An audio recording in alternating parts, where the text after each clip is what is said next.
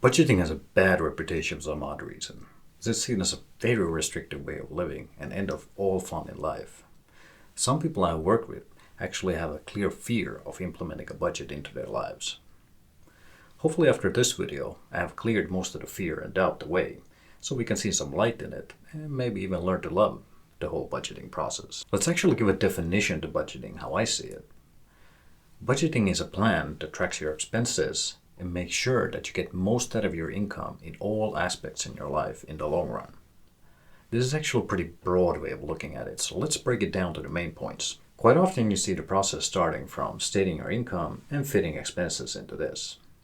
But this only works when you're making some larger change in your life. Let's say you're getting a new job with a different income level, or you're moving to a different location with different costs. But with a fixed home and a fixed income, your main focus is to keep expenses under control, getting most out of your income so you don't have to deal with financial struggles. With a budget, you can make sure that you stay on track with your spending, savings, and investing. This also includes having fun and doing what you actually enjoy in life. You should never forget to budget fun into your lives. The long-term game. You will hopefully live for a long time, and during this time, you have to deal with your finances on a daily basis. Making a plan and a budget that actually doesn't only support your current situation, but also builds the future for a better, is a concept that is quite often forgotten. Budget so that you have savings for a rainy day and investments that work for you and make you money while you sleep. There are many different types of styles of budgeting that has formed in the personal finance. When you search for information for different types or styles to budget, you can actually maybe find a list looking like this. When you start reading about all these different types and styles of budgeting, they all seem to be just parts of the actual way how to do a budget, which seems to be given the name zero-based budgeting. We'll not get into details with different types of budgeting except zero-based budgeting. What this means is that instead of thinking loosely in percentages, for example, how much goes to savings or investing, you actually budget every single unit of your income into some specific category. This sounds very intimidating at the beginning. All the fun is gone, the accountant is here. But hear me out. Why this is the only way to actually do a budget is because this way you have enough control of your finances and the flexibility to adjust it exactly according to your own needs. It maybe takes the longest to set up, but once you have it working, you have all the possibilities as the other budgeting systems have by just simply adjusting the ratios of each category that you have. All this will make sense soon when we go through an actual example of this budget. There are multiple different budgeting apps for browsers or mobile. I will not cover these because I simply don't have any experience with these. I always felt that the only way how to build a budget actually so that it fits exactly your own needs is by using some type of a sheet system like Excel or Google Sheets. But the thing is, if you have some type of a budgeting app that you see is working for you, then go for it. Let's go through an example of zero-based budgeting. This budget is actually the generalized version of the budget that our family is using currently. You can think about the values in dollars, pounds, or euros, and you should get a pretty realistic picture of a family before and how their income and costs are working. But the numbers are not important here. It's more about the functionality and how to actually implement this into your life and fitting it into your wants and needs.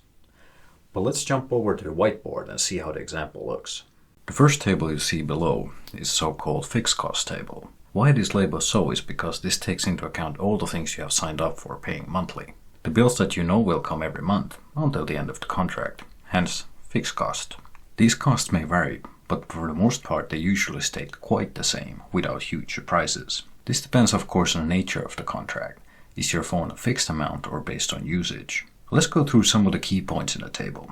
Income part can be included as many sources as you have, different allowances, supports, or various side jobs you are doing. In the example you can see that the incomes are fixed due to full-time fixed monthly compensation, but you can easily use this with variable income also. This requires a rough estimate of income based on hours or shifts you have for the month. This can all be modified according to your needs and income sources. You can also look at this in reverse, meaning this helps you to understand the minimum income you need to cover the fixed cost for that month. Expenses area is where you will add all the recurring costs you have. Go through all the bills you pay monthly and add them as separate lines to the table for better understanding of how much everything costs.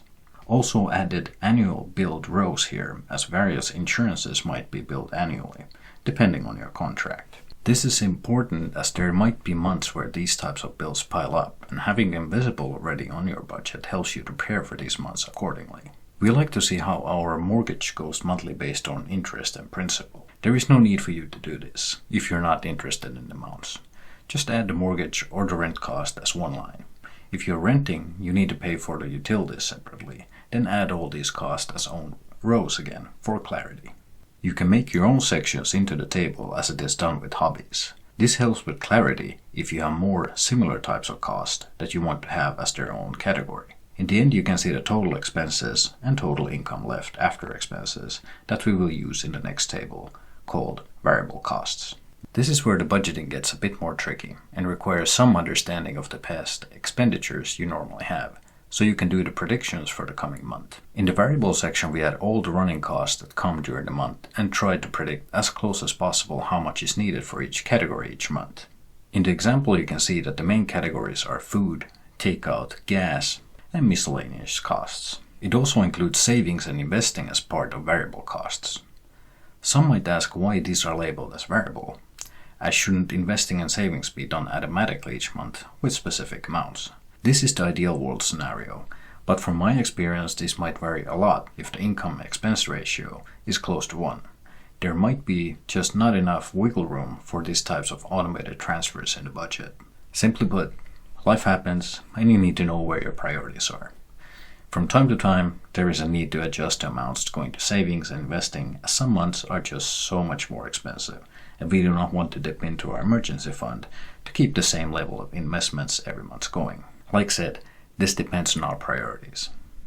How you use this table in practice is that after adding all the categories and estimated needed for the month, you start adding the cost weekly into the budget. Simply go through your bank statement or receipts showing all the costs you have had and add them to the correct category. The amount of categories you have depends on how many of these you are aware of beforehand. In the example, you can see car repair and a birthday party that needs extra attention these months. By thinking ahead a bit, what are some of the extra things that you are aware of, and putting these into the budget already beforehand helps you plan so much better your expenditure on other areas. If you know that large extra costs are coming, you may budget less for takeouts or fun categories, so you don't need to use so much from savings and investing, or even take from the emergency fund. This is all highly dependent on your priorities and goals, so keep in mind that all this is able to be adjusted exactly according to your wants and needs. In the variable cost sheet, you can see that income after fixed expenses are included into the calculations, so you can track the amounts to fit into the monthly budget. In the example, you can see some of the categories go a bit over, marked as red, and some categories go under the budget. After this, the total actual expenses are summed up and added with planned investing and savings to check if the amounts work with that month's income. You can see that all the months end happily with staying on budget, with adjusting the variable cost estimates, including savings and investing amounts. Some months you cannot order as many sushis or pizzas as you want, or put as much into savings and investing due to some of the other expenses taking a big bite from the monthly budget. If the leftover is positive for that month, you are free to do with the money as you see fit. Add this amount to the next month's fun budget, or go out and eat some extra the coming month, as the last month was a bit draining. I used the concept of emergency fund earlier, and I want to deep dive into this because this is a very important part of your financial management in general. Emergency fund is technically an amount of money that you keep in savings that you only use when things go real bad. Simply put, emergency fund is a buffer or insurance so that you don't have to sell or dip into other assets that you have so that you don't break the compounding of your investments, for example. The fund is usually said to be contain 3 to 6 months of living costs. I will quickly explain why I think it should be a minimum of 6 months in the big picture. The thing is, currently getting a full-time job in many regions is said to take on average 6 to 7 months. So the under 6 months of emergency fund might not always cut it anymore. There are also other reasons why to have more liquid cash for more advanced methods. When, for example, the market goes down, this generates a really good opportunity to dip into more into investments. The value of cash has become underrated over time for some reason. Argument you hear quite often is that the money loses value due to inflation and you shouldn't just hold it on your account. This is true, and I'm not arguing against that, but there are methods how to actually make the money work for you while staying on the account. A quick example is to have 2 to 3 months of your emergency fund as liquid cash and the rest tied into a deposit with a fixed rate, or just having everything in a high yielding savings account. This way you actually make a gain on the emergency fund and keep it close by so you do not need to sell any of the other assets. Why this helps with your long-term wealth creation is you do not need to sell any of the assets that are compounding for you. That actually works as an emergency fund for your emergency fund. Let's say you have reached the goal of a full emergency fund and savings. I would still recommend you to put some amount into savings each month. Reason being, you might have suddenly funded a family trip without actually having any need to go into credit. Sounds pretty amazing, right? But the thing is, if you're starting to already funding the second trip and you haven't even booked the first one, then maybe start putting more emphasis on investing. Do not have too much cash, but do not forget about the freedom that it creates, because opportunities to use it will come over time. Please leave a comment below. How do you actually feel about budgeting? Does it feel like a very restrictive way of living, or is it something that you're already doing on a daily basis? If so, then how does it feel? Please also hit the like and subscribe button, and visit silmis.com where you can find all this information also in the written form. I also left a link to the Google Sheet from where you can make a copy of the example budget to yourself. Please do not let this scare you. Even if all of this is totally new for you, I understand that there is a certain daunting element about starting to track and plan all your money expenditure. Reality is that once you have the budget template built up and have it running as a habit, it maybe takes you 30 minutes to deal with it on a monthly basis. I have talked with people who have said that this takes all the joy away from life and all the impulse living is totally gone. But the thing is, you do not need to change your habits if you're able to afford it. What a budget gives is a long-term plan and the control over your finances. And as mentioned before, fun is always included in it. What this control actually gives you is the freedom of constant worrying where you stand financially.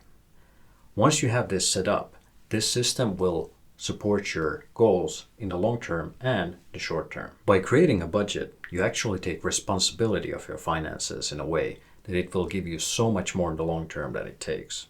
So if you haven't started yet, start budgeting and you will learn to love it. Thank you and see you in the next one.